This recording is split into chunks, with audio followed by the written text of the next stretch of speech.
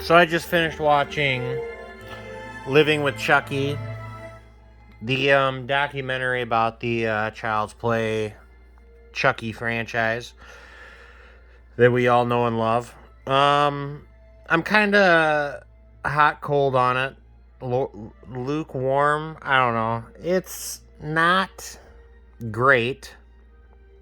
There were a lot of unnecessary people talking that didn't need to be talking. That like fans, I think they were of the franchise. I didn't care to hear what they were gonna say. There was like Lynn Shay, who I respect her, but as far as I know, I could be wrong. I don't think Lynn Shay has anything to do with the Child's Play franchise. There's the young girl from Zombieland, some black girl from some movie I never heard of. If these people had anything to do with the Child's Play Chucky movies, they didn't make it apparent because they credited them with different movies every time they appeared on screen.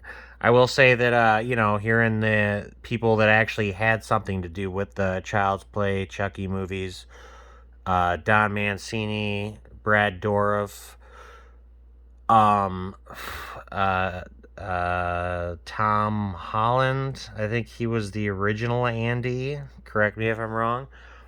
It was interesting hearing them, and I will say, much to my surprise, the most interesting person to listen to was Fiona Dourif, Brad Dourif's daughter, who starred in the last couple Chucky movies, Curse of Chucky and Cult of Chucky, I think. I need to rewatch those because I don't remember them all that well, but I definitely remember thinking they were good. There's Jennifer Tilly. I love her. Um John Waters was there. He had a cameo in Seed of Chucky. I don't think he needed to be there. Uh, it's no it's no secret that I don't care for gay people. I will say that this was an educational documentary because I did not know that Don Mancini was gay. I had no idea. Now suddenly it makes sense why the Chucky movies got gayer and gayer as they went on. Uh, that's fine, I guess.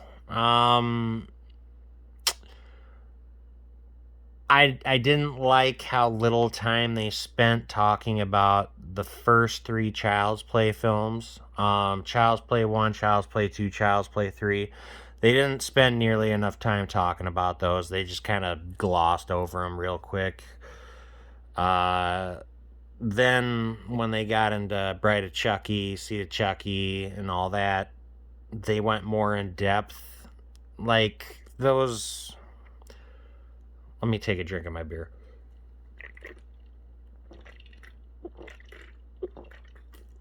Oh. The best Chucky films or Child's Play films were the first two. Child's Play 1 and Child's Play 2 are great. Child's Play 3 was good. Bride of Chucky was good. Seed of Chucky was terrible. It was horrible. Nothing about that movie needs to be talked about or looked upon. It doesn't need to be remembered. But they looked at it fondly, and I'll tell you what. Near the end, they actually got the family thing going pretty well. I'll say, like the filmmakers, everybody behind the movies, they actually did a good job of giving you a sense that this was family, and so that made their fondness of Seed of Chucky, kind of um endearing. You know, the way that Don, Tilly, fucking Brad, and his daughter, the special effects artist, the guy that played young Andy, like the way that they talked about each other, the stories that they told, it became endearing towards the end there. But they kept inserting the fucking fans and people that had like little to do with the fucking movies, like John Waters, and it's like, oh, come on, you're ruining a good thing that you got going on here. And the biggest pet peeve I have with it, and this might not actually be their fault, was they didn't mention the Child's Play remake, which I don't love, but it was a very good remake. One of the better remakes. You don't see a lot of remakes with like love or care for the original, like respect put into them. The Child's Play remake was respectful. You know, the people that made it cared about what they were doing. It wasn't just about money. It wasn't just about putting out a fucking shit product and making money. The Child's Play remake was good. And they did not mention it, but I don't know, that might have been a time thing. Like, I think this, because at the very end of the documentary, they mentioned that the Child's Play series is in the works, is in it, hasn't been released yet. And I believe that that was in the works the same time that the Child's Play remake was in the works. And I know Don Mancini was like 100% against the remake when it was in the works. So I'm thinking maybe it's a possibility that none of them seen it, and so they just wrote it off as a shit remake. If they still write it off as a shit remake, that's fucked up, because the people that made that movie cared about what they were doing. They put out a good fucking movie. Like, they obviously cared about the older movies, so that would be fucked up. But I'm gonna go out on a limb and say that none of them actually seen the remake.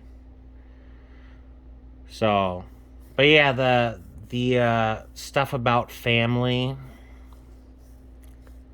pretty well done.